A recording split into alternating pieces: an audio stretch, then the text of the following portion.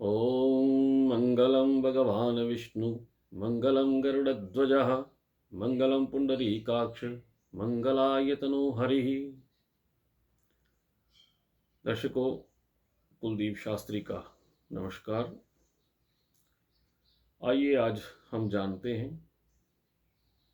कि कर्म पात्र की पूजा कैसे की जाती है और कर्म पात्र किस ओर यजमान के स्थापित करना चाहिए। तो जानते हैं कि कर्म पात्र होता क्या है। जब कभी हम पूजा करते हैं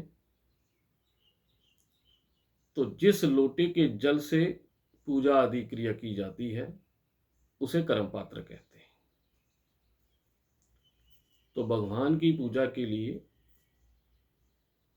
जिस लोटे में जल डाला जाता है, जल भरकर रखा जाता है और उस जल से जो हम भगवान की पूजा करते हैं, आचमन इत्यादि करते हैं, संकल्प इत्यादि करते हैं, तो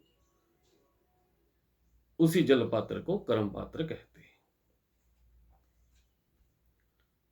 तो पूजा में पहले कर्म पात्र की स्थापना की जाती है।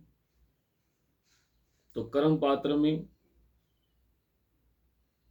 जल के साथ साथ गंगा जल,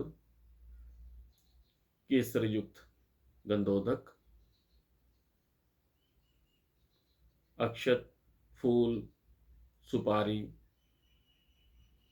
द्रव्य दक्षिणा, ध्रुवा, कुशा इत्यादि डाल करके जल पात्र का पूजन करके उसे स्थापित किया जाता है।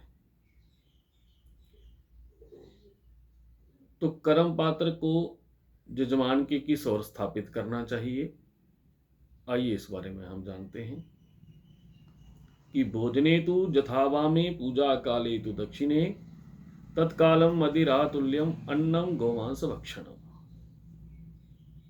कि जब भी हम कर्म पात्र स्थापित करें तो यजमान के बाईं ओर स्थापित करें।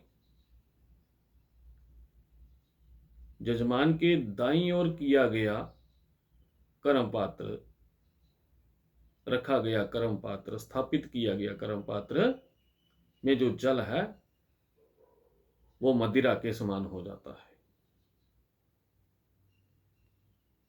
तो इसलिए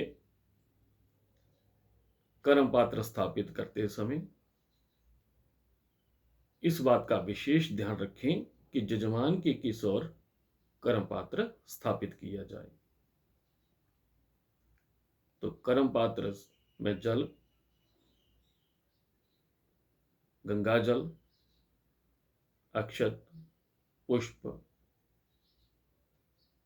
लौंग, इलायची, दक्षिणा, ध्रुवा, कुशा इत्यादि डाल करके जब हम भगवान की पूजा करते हैं, आचमन करते हैं, तो वो जल पवित्र होकर के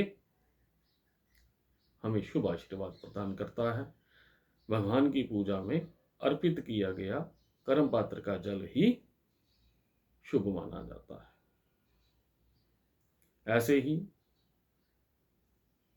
दैविक पूजा में और पैतृक पूजा में कर्म पात्र की विशेष महत्ता बताई गई है। तो हमेशा भगवान का पूजन करने के लिए कर्म पात्र स्थापित करें और भगवान को कर्म पात्र के जल द्वारा ही पूजित करें। जय माता दी।